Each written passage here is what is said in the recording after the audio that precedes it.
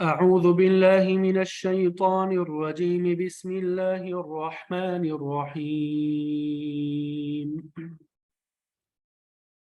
وما قدروا الله حق قدره إذ قالوا ما أنزل الله على بشر من شيء. قل من أنزل الكتاب الذي جاء به موسى نورا وهدى للناس تجعلونه قراطيس تبدونها وتخفون كثيرا وعلمتم ما لم تعلموا أنتم ولا آباؤكم قل الله ثم ذرهم في خوضهم يلعبون. وهذا كتاب أنزلناه مبارك مصدق الذي بين يديه ولتنذر أم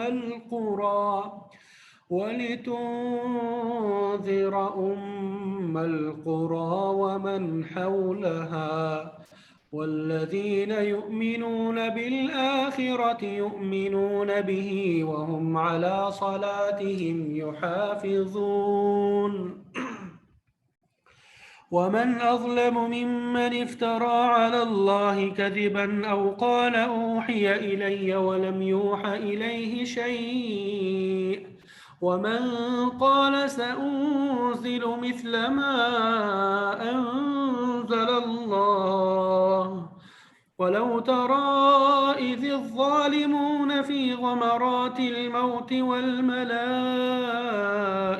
باسطوا أيديهم أخرجوا أنفسكم اليوم تجزون عذاب الهون بما كنتم تقولون على الله غير الحق وكنتم عن آياته تستكبرون. ولقد جئتمونا فرادا كما خلقناكم أول مرة وتركتم ما خولناكم وراء ظهوركم وما نرى معكم شفعاءكم الذين زعمتم أنهم فيكم شركاء لقد تقطع بينكم وضل عنكم ما كنتم تزعمون.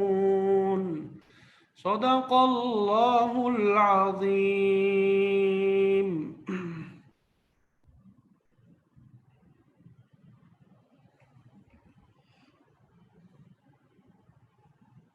अल्हम्दुलिल्लाह। अभी आपके सामने सूरह अनआम आयत नंबर 91 से लेकर आयत नंबर 94 तक की तिलावत की सआदत हासिल हुई। अभी इन आयात का पहले तर्जुमा करेंगे, फिर उसके बाद मुफस्सिरीन ने जो तफसीर बयान की है वो इंशाअल्लाह आपके सामने पेश करेंगे। वमा क़दरुल्लाह, वमा क़दरू, और उन्होंने कदर नहीं की। वमा क़दरू, और उन्होंने कदर नहीं की। अल्लाह, अल्लाह ताला की, हक़्क़ क़दरिही, जिस तरह उसकी कदर करने का हक है, जैसा उसकी कदर करने का हक है। इज़ क़ालू, जब उन्होंने कहा, मा अंज़लल्लाह, अल्लाह ताला ने नाजिल नहीं किया, अला बशरिन, किसी इंसान पर, मिन शै, कोई चीज। और लोगों ने अल्लाह की उस तरह कदर नहीं की जैसे कदर करने का हक था। जबकि वो कहने लगे अल्लाह ने किसी इंसान पर कुछ नाजिल नहीं किया। कुल, आप फरमा दीजिए, मन अंजल अल किताब, कौन है, अंजल अल किताब, जिसने किताब नाजिल की। मन, कौन है, अंजल अल किताब, जिसने किताब नाजिल की। الذی جو جاء لے کر آئے بھی اسے،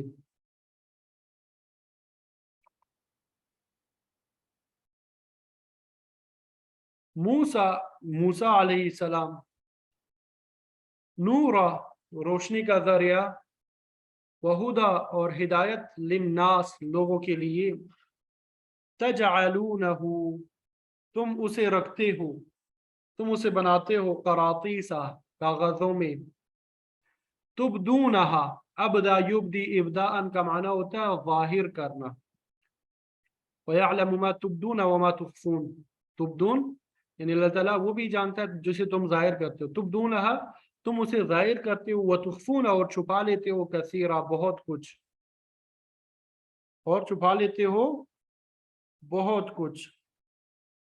تو قل من انزل، آپ فرما دیجئے کہ موسیٰ جو کتاب لے کر آئے تھے اسے کس نے نازل کیا؟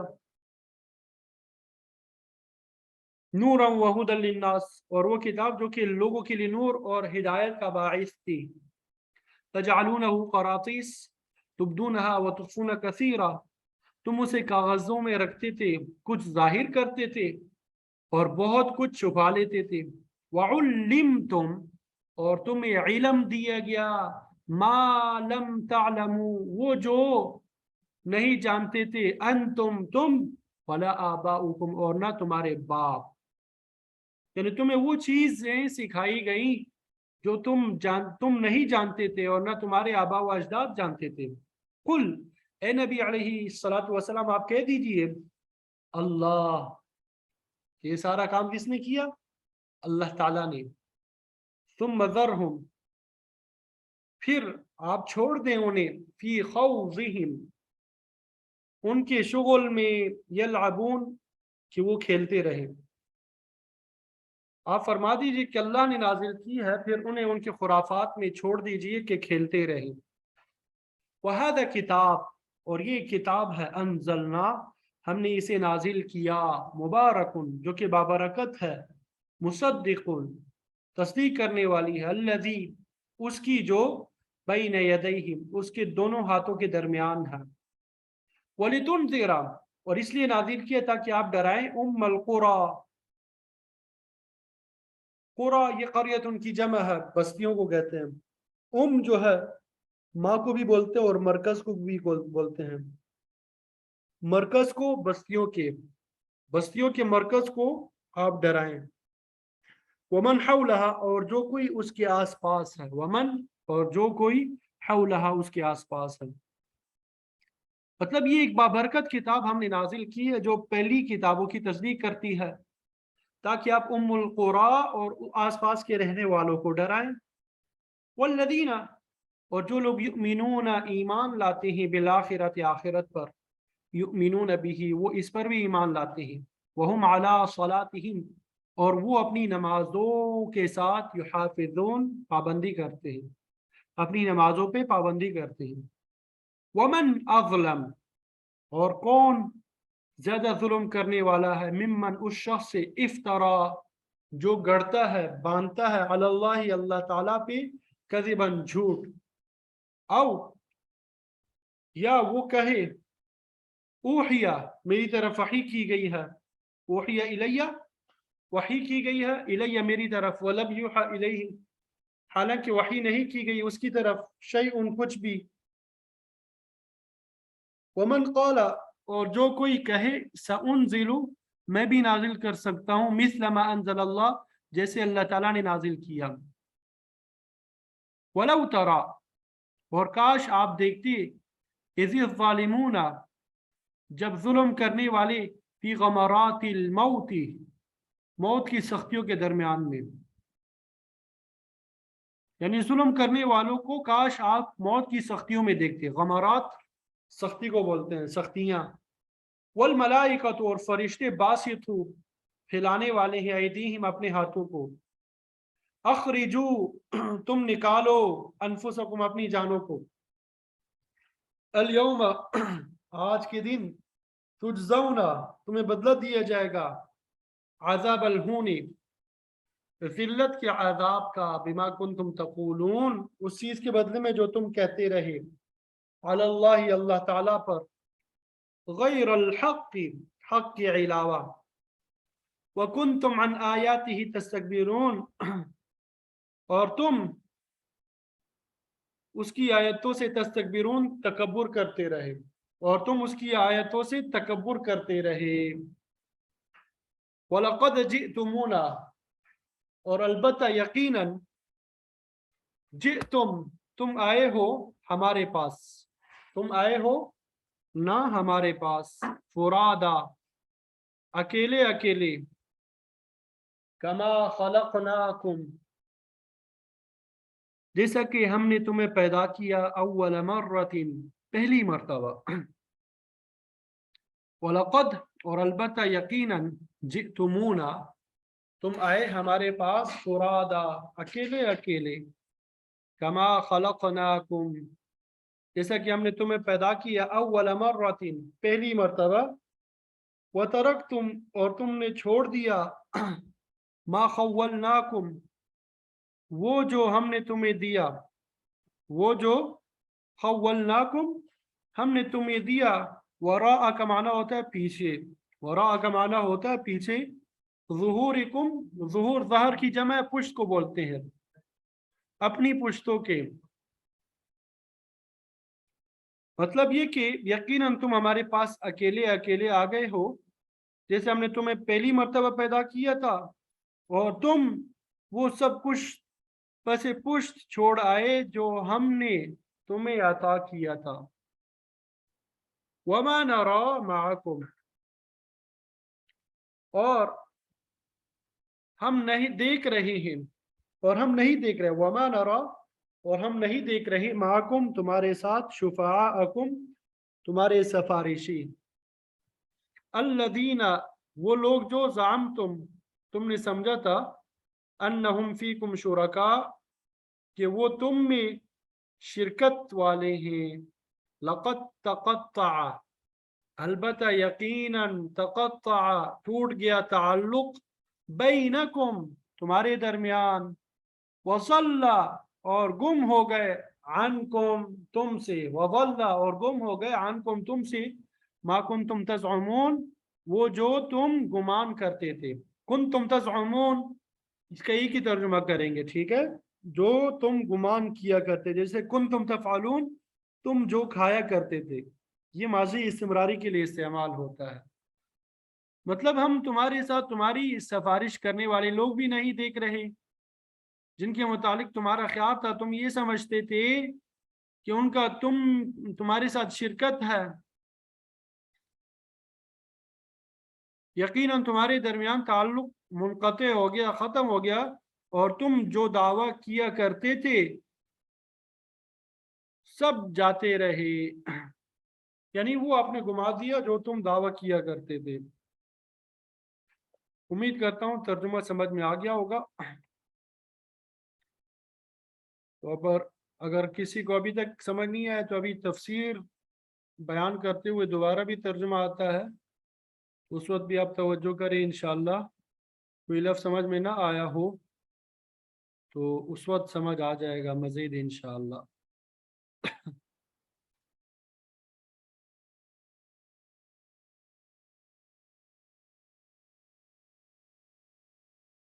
اللہ اکبر کبیرہ والحمد للہ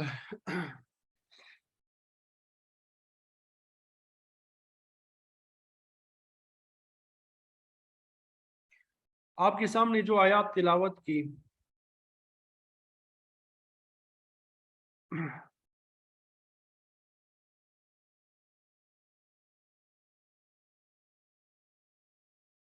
ان آیات کے شان نزول کے بارے میں دو اقوال ہے بعض مفسرین فرماتے ہیں کہ یہ آیات یہود کے حق میں نازل ہوئی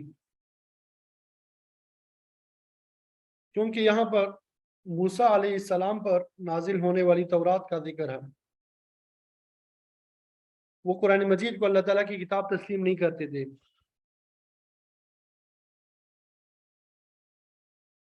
آپ صلی اللہ علیہ وسلم کی خدمت میں ایک یہودی عالم حاضر ہوا تھا آپ سے گفتگو کی تو آپ صلی اللہ علیہ وسلم نے اسے لاجواب کر دیا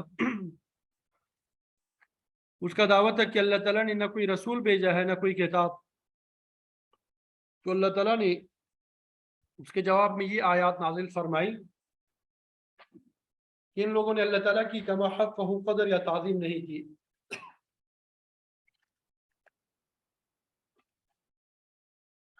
اور بعض دیگر مفسرین فرماتے ہیں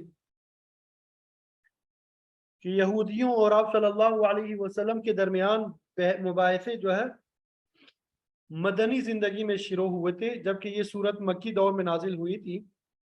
اس لیے یہودیوں کے حق میں ان آیات کا نزول خارج از بحث ہے.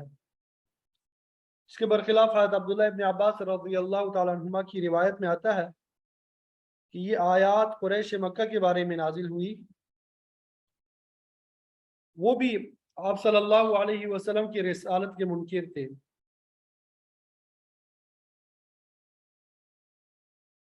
اور کہتے تھے کہ انسان رسول نہیں ہو سکتا. اسی صورت کے پہلے رکوع میں ہم نے پڑھا ہے وَقَالُوا لَوْلَا أُنزِلَ عَلَيْهِ مَلَكٌ، یعنی ان کے پاس کوئی فرشتہ کیوں نہیں بھیجا گیا.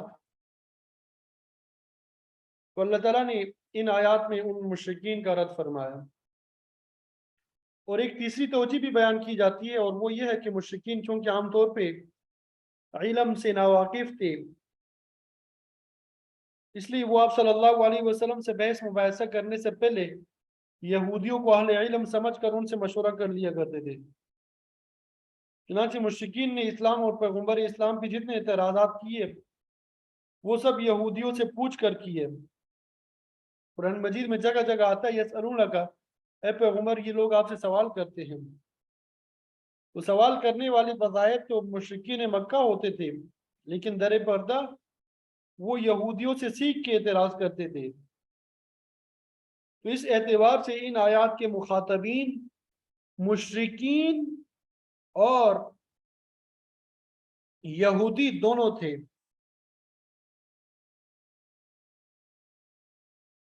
البتہ ابن عباس رضی اللہ تعالیٰ عنہما کی رائے زیادہ قوی ہے کہ یہ مشرکین کو خطاب ہے.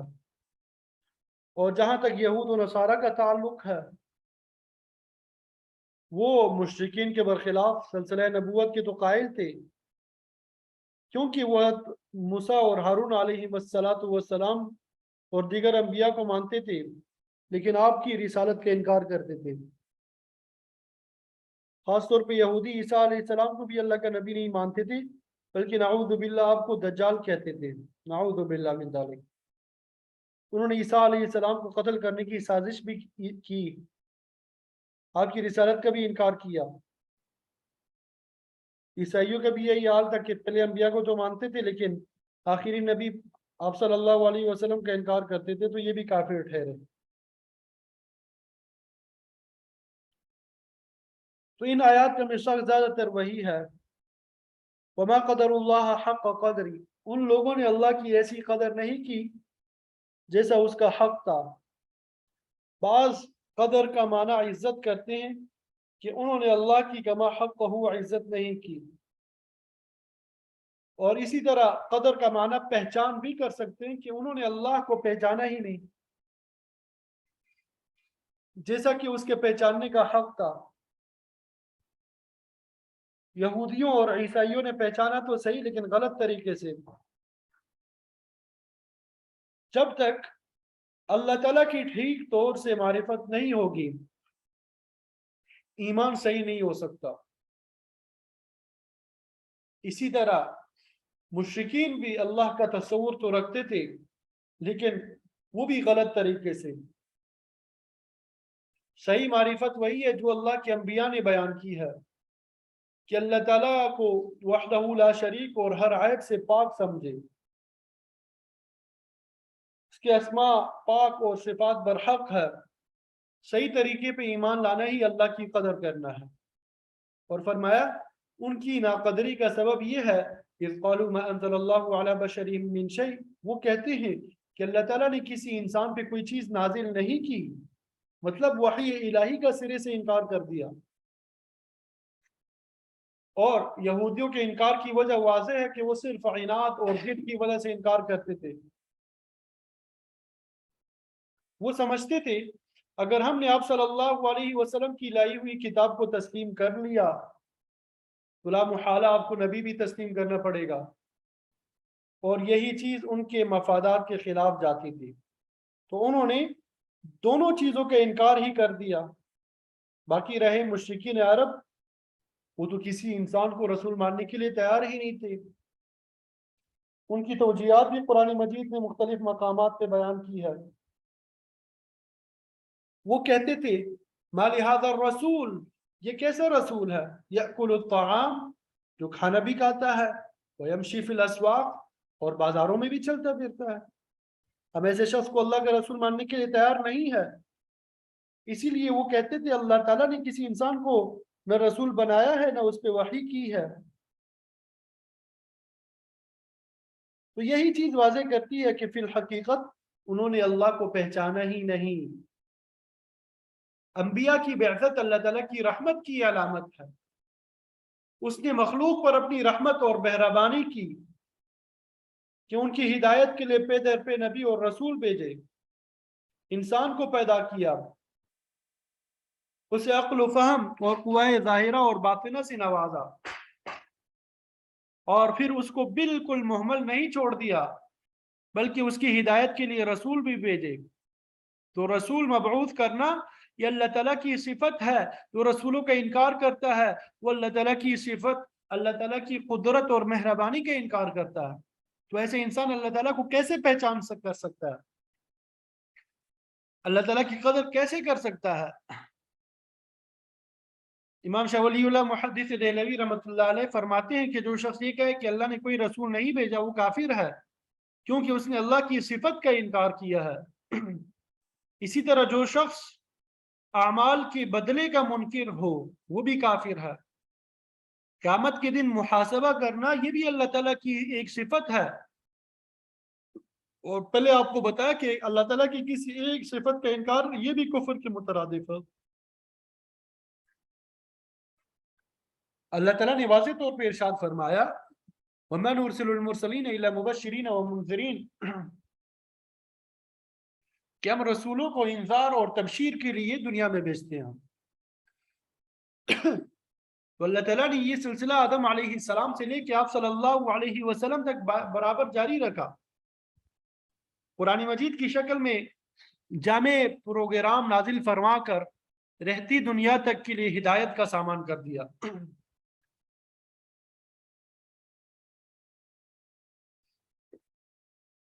مقصد یہ ہے کہ انبیاء کی بعثت اور وحی کا نزول اللہ تعالیٰ کی صفات میں سے ہے۔ تو جو شخص ان کا انکار کرتا ہے اس نے اللہ تعالیٰ کو پہچانا ہی نہیں، اور نہ ہی اس کی کما حقہ قدردانی کی ہے۔ غرض ہے کہ جب منکرین نے یہ کہا کہ اللہ تعالیٰ نے کسی انسان پہ کوئی چیز نہیں اتاری، تو اس کے جواب میں اللہ تعالیٰ نے ارشاد فرمایا قل، اے پیغمبر آپ کہہ دیجئے من انزل الکتاب الذی جاء به موسیٰ، بھلا یہ تو بتاؤ کہ جو کتاب موسیٰ علیہ السلام لے کر آئے وہ کس نے اتاری تھی؟ کیا موسیٰ علیہ السلام انسان نہیں تھے؟ کیا وہ خدا کے رسول نہ تھے؟ کیا ان پر تورات نازل نہیں ہوئی تھی؟ جب ان سب سوالوں کا جواب مثبت میں ہے تو پھر تم آپ صلی اللہ علیہ وسلم کی نبوت اور رسالت اور آپ پر نازل ہونے والی کتاب قرآن مجید کا کس منہ سے انکار کرتے ہو؟ یہاں پر تورات کی مثال پیش کر کے اللہ تعالیٰ نے یہودیوں اور مشرکین دونوں گروہوں کے منہ بند کر دیے۔ یہودی تو خود موسیٰ علیہ السلام کو اللہ کا رسول اور ان کی لائی ہوئی تورات پہ ایمان رکھتے تھے، لیکن مشرکین بھی یہودیوں کے متعلق خوب جانتے تھے کہ ان لوگوں کا پیغمبر کون ہے اور یہ اپنی نسبت کس آسمانی کتاب کی طرف کرتے ہیں۔ کہ جس کتاب کو موسیٰ علیہ السلام لائے تھے نور، وہ تو نور ہدایت تھی۔ قرآن میں بھی انجیل کے متعلق نور کا لفظ آیا ہے، فرمایا وہ کتاب تو لوگوں کے لیے واضح روشنی تھی، وَهُدًى لِلنَّاسِ، اور ہدایت بھی لوگوں کے لیے۔ تو کہیں بصائر للناس کے الفاظ آتے ہیں، یعنی تمام کتب سماویہ لوگوں کی رہنمائی کے لیے بصیرت ہے، اور روشنی سے مراد صرف ظاہری روشنی نہیں بلکہ باطنی روشنی مراد ہے، جس سے جہالت کی تمام تاریکیاں دور ہو کر دل و دماغ میں ایمان کی روشنی پیدا ہو جائے۔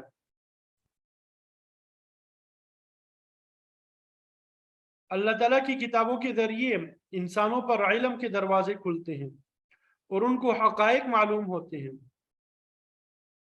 قرآن مجید علم اور عمل دونوں کی اصلاح کرتا ہے، لیکن یہودیوں نے ان دونوں چیزوں کو برباد کیا۔ ان کے پاس نہ حقیقی علم رہا اور نہ عمل۔ یہی حال عیسائیوں کا ہے، اس لیے اللہ تعالیٰ نے عیسائیوں کو ضال اور یہود کو مغضوب علیہم کے القاب دیے۔ انہوں نے اللہ کی کتاب میں تحریف کر کے علم و عمل دونوں کو بگاڑ دیا، اپنی کتابوں کے نور اور ہدایت سے کچھ فائدہ نہ اٹھایا۔ علم و عمل میں خیانت رافضیوں نے بھی اسی طرح کی ہے جس طرح یہود و نصارہ نے مسلم شریف کے مقدمے میں آتا ہے کی ہے کہ رافضیوں نے حضرت علی رضی اللہ تعالیٰ عنہ کے بارے میں بہت سی غلط باتیں منسوخ کر دی۔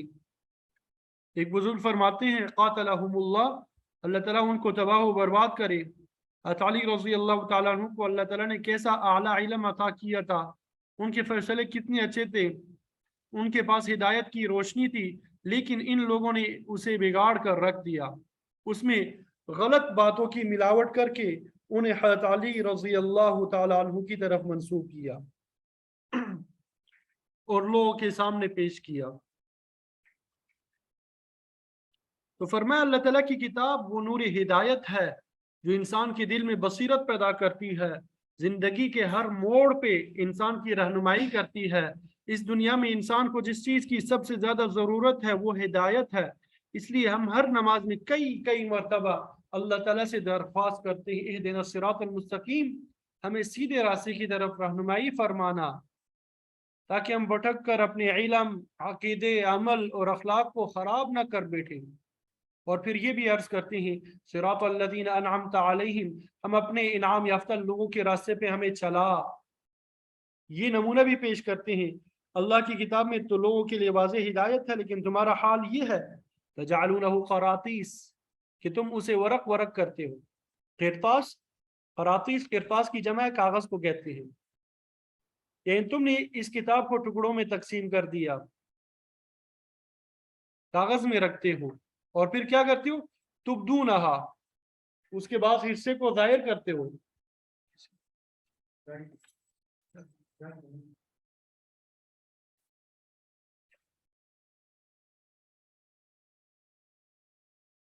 اس کے بعد حصے کو ظاہر کرتے ہو،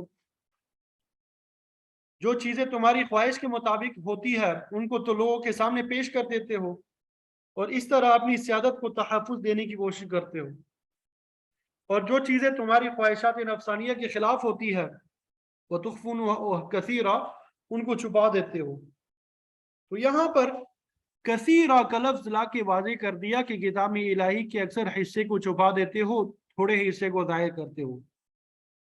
تو یہود و نصارہ یہی کرتے تھے، جن آیات سے آپ کی تصدیق ہوتی تھی ان کو چھپا جاتے تھے، حالانکہ یعرفونہ کما یعرفون ابناءہم، وہ آپ کو اسی طرح پہچانتے تھے جس طرح اپنی اولادوں کو پہچانتے تھے، لیکن جان بوجھ کر انکار کر دیتے تھے، جس کی وجہ خود قرآن مجید کے بیان کے مطابق حسد من عند انفسہم، کہ وہ حسد، بغض اور عناد کی وجہ سے آپ صلی اللہ علیہ وسلم کو نبی تسلیم نہیں کرتے تھے۔ تو بہرحال فرمایا کہ اللہ تعالیٰ نے موسیٰ علیہ السلام پہ تورات نازل فرمائی۔ اللہ تعالیٰ نے موسیٰ علیہ السلام پہ کیا نازل فرمائی؟ تورات نازل فرمائی، جس کے اکثر حصے کو یہودی چھپا جاتے تھے، جس کے اکثر حصے کو کیا کرتے تھے؟ یہودی چھپا جاتے تھے۔ اللہ تعالیٰ نے فرمایا کہ اس تورات کے ذریعے تمہیں نور ہدایت عطا کی، نور ہدایت عطا کی، اور اس کے ساتھ ساتھ وَعُلِّمْتُمْ مَا لَمْ تَعْلَمُوا أَنْتُمْ وَلَا آبَاؤُكُمْ، تمہیں وہ چیزیں بتلائی گئی جنہیں نہ تم جانتے تھے اور نہ تمہارے آبا و اجداد وہ جانتے تھے۔ حرمت اور حلت کے قوانین، جائز اور ناجائز امور اللہ تعالیٰ نے اس کتاب کے ذریعے تمہیں سمجھائے، ورنہ تمہیں یہ چیزیں پہلے بالکل معلوم نہیں تھی۔ تو اب یہ بتاؤ کہ یہ کتاب کس نے نازل کی تھی؟ تم اس بات کا انکار نہیں کر سکتے کہ یہ کتاب اللہ نے موسیٰ علیہ السلام پہ نازل فرمائی۔ تو اللہ تعالیٰ کی اس آخری کتاب کا کیسے انکار کرتے ہو جو اللہ نے اپنے آخری رسول محمد صلی اللہ علیہ وسلم پر نازل فرما کر دین کو مکمل کر دیا؟ نزول تورات کے متعلق جب منکرین سے کچھ جواب نہ بن پڑا تو پھر اللہ تعالیٰ نے خود فرمایا قل اللہ، اے پیغمبر آپ کہہ دیں کہ اسے اللہ ہی نے نازل کیا۔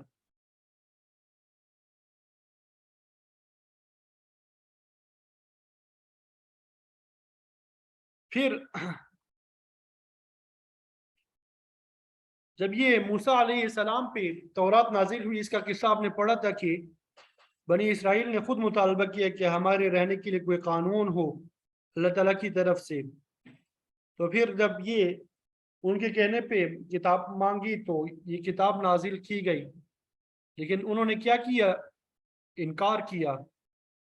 تو پھر حکم ہوا ثم ذرہم، آپ ان کو اپنی حالت پہ چھوڑ دی، فی خوضہم یلعبون، کہ وہ اپنے باطل تخیلات میں ہی کھیلتے رہیں گے، بیہودہ باتیں کرتے رہیں گے، آپ ان کی پرواہ نہ کریں، اللہ تعالیٰ خود ان کی گرفت کر لے گا۔ پھر فرمایا کہ جس طرح اللہ تعالیٰ نے تورات کو نور اور ہدایت بنا کے نازل کیا، اسی طرح وَهَذَا کتاب انزلناہ، یہ قرآن حکیم کو بھی ہم نے ہی نازل کیا ہے۔ آپ بھی اسی طرح انسان ہے جس طرح تمام انبیاء انسان تھے، اللہ تعالیٰ نے ان کو منصب رسالت اور نبوت کے لیے منتخب فرمایا، پھر آپ صلی اللہ علیہ وسلم کا درجہ سب سے بلند فرمایا۔ تو اس آخری کتاب کو بھی ہم نے نازل کیا ہے، تم کیسے انکار کر سکتے ہو اور کہتے ہو کہ اللہ نے کسی انسان پر کوئی چیز نازل نہیں کی؟ یہ تو بڑی برکتوں والی کتاب ہے،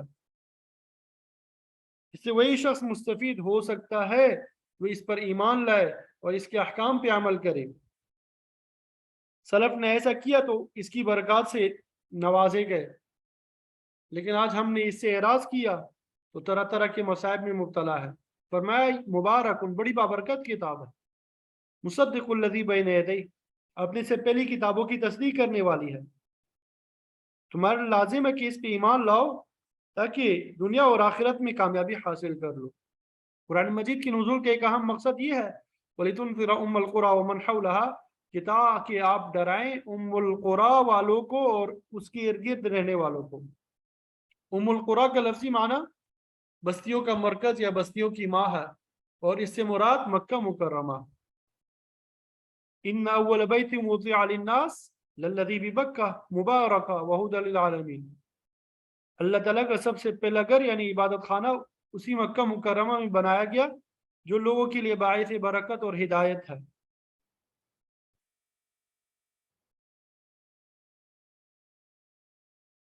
تو چونکہ مکہ مکرمہ کو پوری دنیا کی مرکزیت کا شرف حاصل ہے، اس لیے اس کو ام القریٰ کہا گیا۔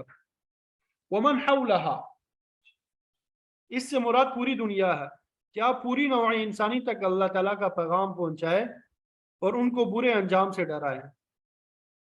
پھر فرمایا والذین یؤمنون بالآخرہ، جو لوگ آخرت پہ ایمان رکھتے ہیں، جن کو یقین ہے کہ محاسبے کا ایک دن آنے والا ہے، یؤمنون بہ، وہی لوگ اس قرآن مجید پہ بھی ایمان رکھتے ہیں، وہ سمجھتے ہیں کہ فلاح و کامیابی کا پروگرام اللہ کی اسی آخری کتاب میں موجود ہے، اور اس پر عمل درآمد سے آخرت کے محاسبے میں وہ کامیاب ہو سکتے ہیں۔